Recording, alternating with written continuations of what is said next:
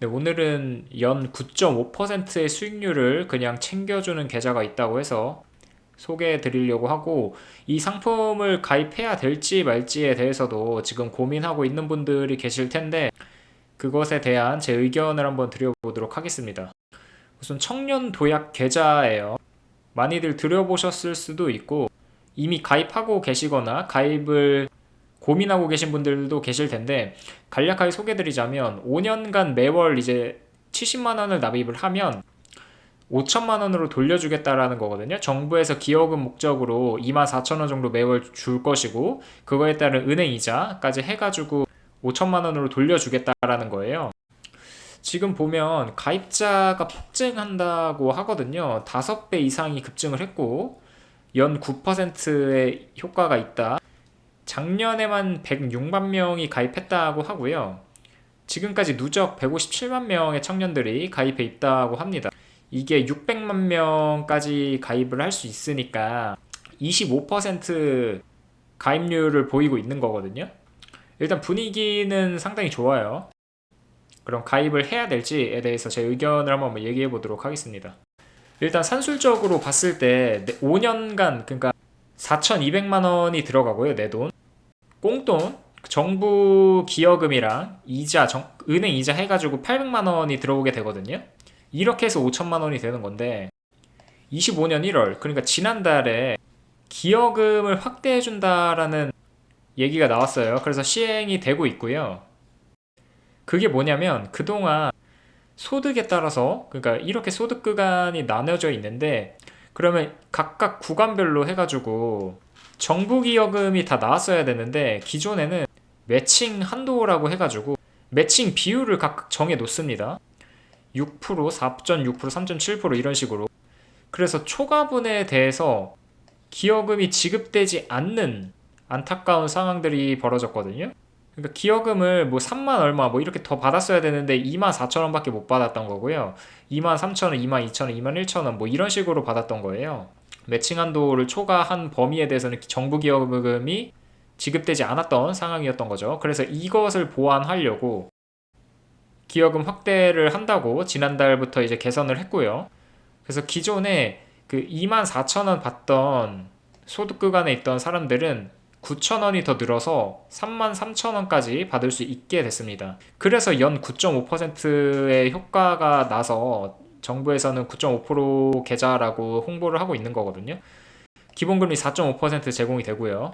그러니까 자세히 보시면 기존에 2만 4천 원 받던 사람이 9천 원 더 받아서 월 3만 3천 원 받게 된 거고요. 기존에 2만 3천 원 받던 사람은 2만 9천 원 받게 된 거고, 이런 식으로 조금씩 늘어나게 되거든요. 정부 기여금을 더 지급하게 됨으로써. 여기에 이제 기본금리, 은행 기본금리 4.5% 거의 다 똑같아요. 그리고 그 소득 범위, 뭐 우대금리에 따라서 0.5%더 주기도 하는데, 이런 거 없다고 치고 4.5%입니다. 그럼 다시 볼게요. 5년 동안 800만 원 준다라는 거는 1년에 160만 원을 준다라는 거잖아요.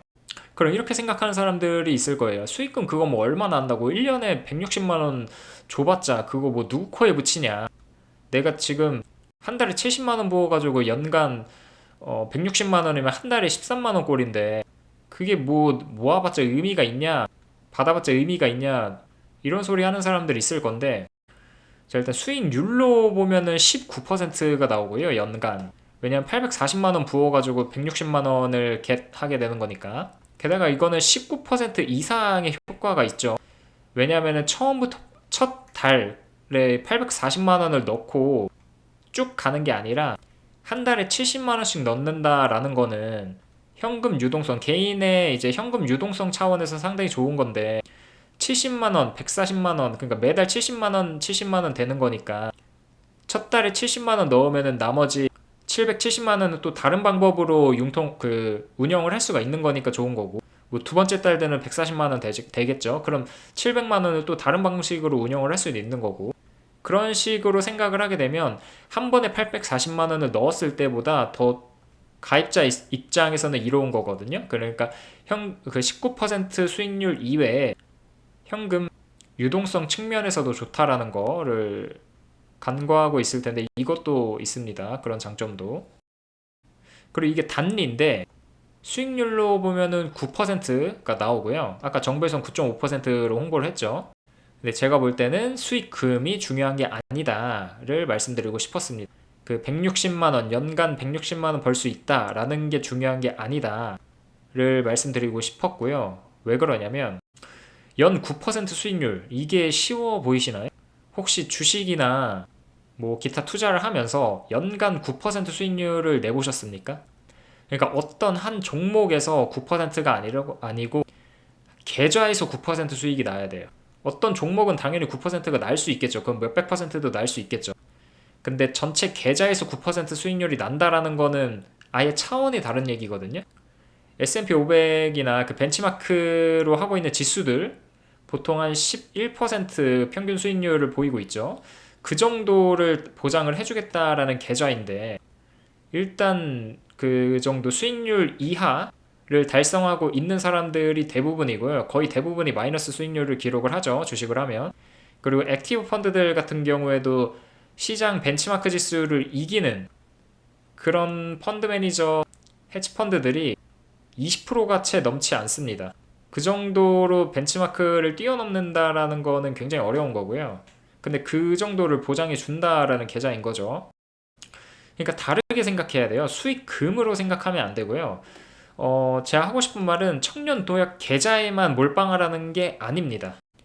파이프라인을 만들라는 거예요. 현금 파이프라인. 그러니까 다양하게 현금이 창출될 수 있는 파이프라인을 만들라는 차원에서 좋다고 생각하기 때문에 가입하라는 건데, 예를 들면 이런 거예요. 청년도약 계좌, 그러니까 연 9%의 수익률을 챙겨주는 청년도약 계좌도 있는 거고, 변동성이 큰 주식 계좌도 있는 거고, 그리고 절대 돈을 빼지 않는 연 10% 정도 수익률이 나는 연금 계좌도 만들어 놓는 거고, 5% 정도 배당 수익률이 나오는 그런 배당 계좌도 만들어 놓는 거고, 이런 식으로 다양하게 갖고 있어야 된다라는 거예요. 어떤 한 가지 루트가 아니라 여러 루트로 돈이 굴러가게 해야 됩니다. 절대 청년도약 계좌 하나만으로는 부자 못 되고요. 돈 못 모아요. 꼴랑 800이거든요. 아까 봤죠? 연 160만 원밖에 안 돼요. 그러니까 주식, 뭐 연금 계좌, 배당 그런 것처럼 다른 것도 하되 그것도 같이 만들어 놓으라는 거예요. 그러니까 청년도약 계좌도 같이 만들어 놓으라는 얘기예요. 이렇게 해두면 포트폴리오 안정화 차원에서도 좋고 소득 창출이 다양한 루트에서 벌어진다라는 차원에서도 좋거든요. 내가 주식으로 박살이 나도 안정적으로 9% 수익률을 내주는 계좌가 있으면 전체 수익 마이너스에서 상세가 되는 거니까 그런 점에서 굉장히 좋거든요. 그리고 그거는 내가 따로 신경을 안 써도 되잖아요. 주식은 오늘 어떻게 됐는지, 어떻게 뭘 사야 될지 매일같이 시장 체크하고 분석하고 고민하고 그래야 되는데, 그 도약 계좌 같은 경우에는 한번 사놓으면 끝나는 거니까 자동이체만 시켜놓으면 되는 거고, 그런 차원에서도 굉장히 좋은 거고요. 한번 가입 조건을 한번 볼게요. 좀 세부적인 거, 헷갈리는 것들, 여러분들이 궁금해 할 만한 것들을 준비해 봤는데, 4대 보험 미가입자는 가입이 안 되나? 그건 아니고요. 본인 소득을 증빙하면 프리랜서도 가능하고요. 가입 후에 만 34세가 초과가 되면 해지가 되냐? 그건 아니고요. 가입이 유지되고 계좌 개설일 기준으로 나이를 따진다고 하니까 가입은 유지된다고 합니다. 그럼 가입 후에 소득이 증가하게 되면 가입이 취소가 되냐? 아닙니다. 정부 기여금에 있어서 지급 여부 아니면 지급 규모는 달라질 수 있어도 가입 취소는 안 되고요. 지급 여부 같은 경우에는 연봉 6천이 넘어가면 지급이 안 되고, 근데 비과세 혜택은 있는 것으로 알고 있습니다. 아무튼 그런 차이만 있다라는 거. 다음으로는 올해 소득 기준을 충족을 해서 청년도약 계좌에 가입을 했는데 내년에 결혼을 해서 가구 소득 기준이 초과하게 되면 가입이 취소가 되냐? 인데 그거는 아니고요. 가구 소득 기준은 가입 당시에만 적용이 되기 때문에 그 이후에 가구 소득이 초과된다고 하더라도 가입은 그대로 유지가 됩니다.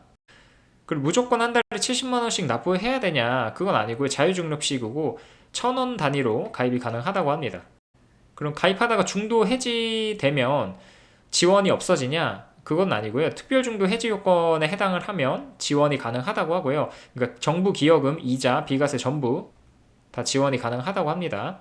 이 특별중도 해지 요건이 뭐냐면 뭐 가입자가 사망하거나 퇴직하거나 뭐 이런 건데, 좋은 게 또 생애 최초 주택 구입을 할 때에도 지원이 가능하다 였거든요. 이게 굉장히 키포인트예요. 그러니까 내가 앞으로 주택을 산다라고 해도, 아니 주택을 살 거니까 여기에 돈을 묶어둘 수가 없어, 5년 동안 묶어둘 수가 없어 라고 생각하시는 분들은 중도 해지돼도, 그러니까 주택 구입 목적으로 한다라고 하면은 중도 해지하더라도 이런 혜택들이 주어지니까 가입하는 게 좋다고 말씀드리고 싶습니다. 그 단리냐 복리냐, 단리이고요. 그래서 9% 수익률이 나왔죠 아까. 정부 기여금에 대한 이자도 발생하는 거냐? 네, 4.5%, 기본금리가 4.5%였죠. 정부 기여금에도 똑같은 금리가 발생이 되고요. 해당 이자 소득에도 비과세 역시 적용이 됩니다. 네, 그럼 세부 조건까지 알아봤고요. 그래서 오늘의 결론은 가입해라입니다. 다른 거, 뭐 주식이나 이런 것들도 하되 이 계좌도 가입해 놓는 것이 좋다라는 것이 결론이고요. 뭐 이거 오늘 방송은 제가 뭐 홍보 차원에서 이렇게 하는 건 아니고, 이 9.5%라는 뉴스가 나왔길래 궁금해 하시는 분들이 많을 것 같아서 제 생각을 한번 녹여봤습니다. 네, 오늘 방송 여기까지 하고요. 다음에 또 좋은 방송으로 찾아뵙도록 하겠습니다. 감사합니다.